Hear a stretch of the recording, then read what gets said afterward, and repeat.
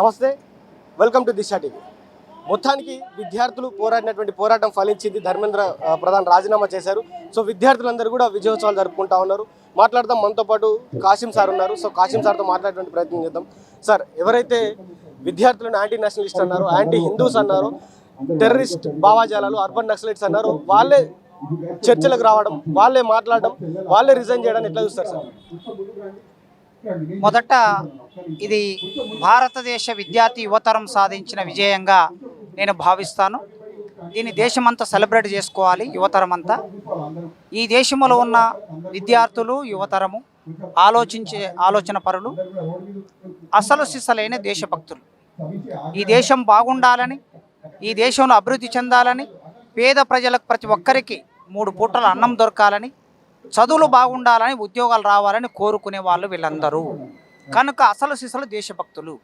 ఈ దేశాన్ని పరిపాలిస్తున్న వాళ్ళు దేశాన్ని వేరే దేశాలకు తాకట్టు పెట్టేవాళ్ళు కనుక వాళ్ళు సరైన దేశభక్తులు కాదు.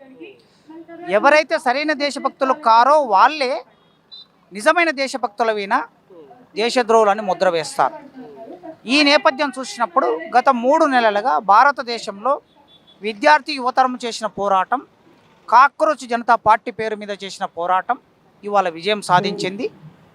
దేశంలో ఇంకా ఏ ఆశ లేదు అనుకున్నప్పుడు, ఏమి సాధ్యం కాదనుకున్నప్పుడు, రాజ్యాంగ వ్యవస్థలన్నీ కూడా నిర్వీర్యం అయిపోయినప్పుడు, మాట్లాడలేని ఒకానొక మౌన వాతావరణం ఉన్నప్పుడు ఒక చప్పుడు చేసి దేశాన్నంతా ఒక్కసారి తలదిప్పుకునేటట్లు చేసిన శక్తి ఈ దేశం విద్యార్థి యువతరానికి ఉన్నది. కనుక ఆ శక్తిని ఇదే విధంగా కంటిన్యూ చేయాలని కోరుకుంటున్నా. ఈ దేశాన్ని మార్చగలిగిన ఏకైక శక్తి విద్యార్థి యువతరంలోనే ఉంటుంది.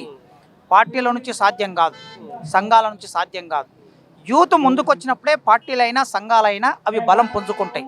ఆ విధంగా ఈ ఉద్యమం కొనసాగాలని కోరుకుంటున్నాం. సార్, విద్యార్థులు దాంట్లో అమ్మాయిలు కావచ్చు, అబ్బాయిలు కావచ్చు, ఎన్ని లాఠీ దెబ్బలు కొట్టినా, ఆ లాఠీలకు మొలలు పెట్టి కొట్టినా, టియర్ గ్యాస్లు వదిలినా, ప్లేట్ గన్స్ పేల్చినా కూడా, ఎన్ని దారుణాలు చేసినా కూడా విద్యార్థులు అక్కడే ఉండడాన్ని, విద్యార్థులు ఐక్యంగా పోరాడాన్ని, ఈ దేశంలో ఉన్నటువంటి యువత అందరూ అక్కడికి వచ్చి మేము ఇంకా ఈ దేశం కోసం ఉన్నామని నిరూపించడాన్ని ఎట్లా చూస్తారు సార్? రాబోయే రోజుల్లో యువత ఈ దేశానికి ఎట్లా ఉండబోతా ఉంది? యువతలో ఒక ఐకమత్యం వచ్చింది. అంటే దేశాన్ని పరిపాలించిన వాళ్ళ పట్ల విసుగు ఏర్పడింది. 60 ఏళ్ళు 75 ఏళ్ళు స్వాతంత్రం వచ్చింది దేశానికి. 75 ఏళ్లలో ఈ దేశంలో ఏమాత్రం ఈ దేశ ప్రజలకు అనువైన అభివృద్ధి నమూనా రూపొందలేదనే ఒక విసుగు విద్యార్థుల్లో ఏర్పడింది. ప్రపంచవ్యాప్తంగా యువజనులందరూ నిరసనతో ఉన్నారు, అసమ్మతితో ఉన్నారు. ఎందుకంటే అమెరికా అయినా, జర్మనీ, జపాన్ లాంటి పెద్ద దేశాలైనా సరే, అభివృద్ధి చెందిన దేశాలైనా సరే అక్కడ ఆర్థిక సంక్షోభాన్ని ఎదుర్కొంటున్నాయి. భారతదేశంలో ఆర్థిక సంక్షోభం అంతకన్నా రెట్టింపుగా ఉన్నది. ఈ ఆర్థిక సంక్షోభం నుంచి వాళ్ళు రోడ్ల మీదకి వచ్చారు. అందుకే అక్కడ ఢిల్లీ జంతర్ మంతర్ దగ్గర జరిగిన ఉద్యమంలో వాళ్ళను మావోయిస్టులని ముద్ర వేసిన పాకిస్తాన్ వాళ్ళన్నా, లేకపోతే బంగ్లాదేశ్ వాళ్ళన్నా, శ్రీలంక వాళ్ళన్నా, అమెరికా ఏజెంట్లన్నా ఎన్ని మాటలు మాట్లాడినా సహనంతో, ఓర్పుతో భరించారు, సహించారు. కానీ వాళ్ళ ఉద్యమాన్ని ఎక్కడ కూడా పక్కదారి పట్టించకుండా అందులోకి వేరే వాళ్ళు, సంఘ విద్రోహ శక్తులుగా చెప్పబడే వాళ్ళు ప్రవేశించి విద్యార్థుల మీద లాఠీచార్జ్ చేసి, ప్రైవేటుగా ఉన్నటువంటి వాళ్ళు అంటే పోలీసు యూనిఫామ్ లేకుండా లాఠీలు పట్టుకొని వచ్చి కొట్టినా కూడా విద్యార్థులు సహనంతో ఉన్నారు తప్ప వాళ్ళు ఎవ్వరూ అవతలి వాళ్ళను ఒక్క దెబ్బ కూడా కొట్టలే. పోలీసులు కూడా అనేక రకాల ఇబ్బందులు పెట్టినా ఒక యువకుడు ఇలా పరిగెత్తుతూ ఉంటే ఆ యువకుడి కాళ్ళ సందున పోలీసులు కాళ్ళు పెట్టి కింద పడేసి చుట్టుమూగి కొట్టారు. అయినా కూడా విద్యార్థులు ఎక్కడ వాళ్ళ మీద దాడికి దిగలేదు. ఇంత సహనం ఈ దేశ యువతరంలో వచ్చినందుకు మనందరం గర్వపడాలి. ఈ ఏదైతే ఐకమత్యంతో ఈ నాళ్ళు పోరాటం చేశారో ఈ పోరాటాన్ని ఇంకా భవిష్యత్తుకు కొనసాగించినప్పుడే ఈ దేశంలో మార్పు వస్తుందని నేను కోరుకుంటున్నాను. సార్, సోనం వాంగ్చుక్ లాంటి వాళ్ళు హంగర్ స్ట్రైక్లో కూర్చోడానికి ఎట్లా చూస్తారు సార్? ఆయన ఒక మేధావి, లడఖ్లో పుట్టాడు. అంటే ఒకప్పుడు జమ్మూ కాశ్మీర్లో ఉన్న ఒక ప్రాంతం లడఖ్, అది ఆదివాసులు ఉండే ప్రాంతం. ఆ ఆదివాసుల స్వయం ప్రతిపత్తి కోసం పోరాటం చేశాడు. గత సంవత్సరమే అనుకుంటా ఆయన నేషనల్ సెక్యూరిటీ యాక్ట్ కేసు మోపబడి జైలుకు వెళ్ళాడు. దాదాపు 5 నెలలకు పైగా జైల్లో ఉన్నాడు. ఆ జైలు నుంచి ఆయన బయటకు వచ్చిన తర్వాత మళ్ళీ ఈ దేశ యువతరం కోసం అంటే 20 లక్షల మంది విద్యార్థులు రాసినటువంటి పరీక్ష నీట్ పరీక్ష. ఆ నీట్ పరీక్ష క్వశ్చన్ పేపర్ లీక్ అయితే 20 లక్షల మంది జీవితాలు రోడ్డు పాలైనట్లే కదా. 20 లక్షల కుటుంబాలంటే 1 కోటి మంది ప్రజలు. దేశంలో 1 కోటి మంది ప్రజలకు సంబంధించిన సమస్య ఇది.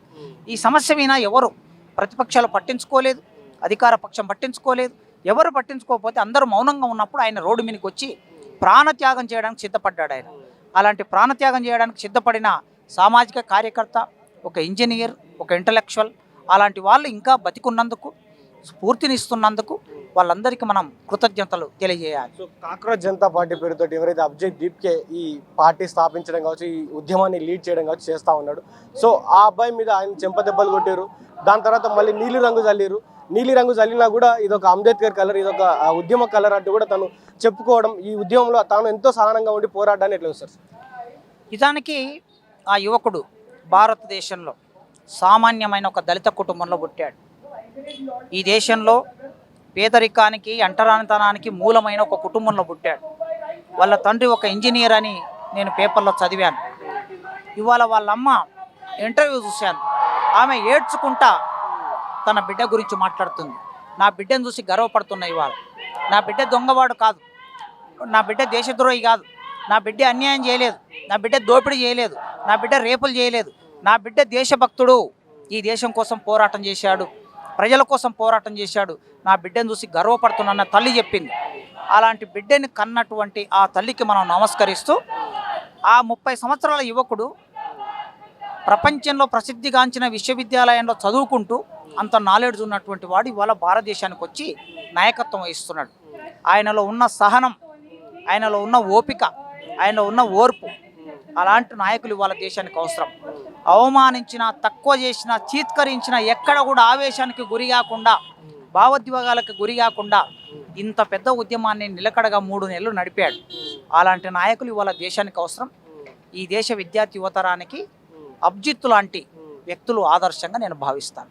చివరిగా ధర్మేంద్ర ప్రధాన్ రాజీనామా చేసిన తర్వాత కూడా నేను కొన్ని యాంటీ నేషనల్ ఇష్యూ వల్ల కావచ్చు, యాక్టివిటీస్ వల్ల కావచ్చు, నేను పర్సనల్ రీజన్స్ వల్ల రాజీనామా చేస్తున్నా అని చెప్తున్నారు సార్. దానికి చివరిగా మీరు ఏం చెప్తారు? అయితే ఆయన పర్సనల్ రీజన్స్ వల్లనే రాజీనామా చేసి ఉండే. నీటి పేపర్ లీక్ కావడానికి సూత్రధారులు ఎవరు?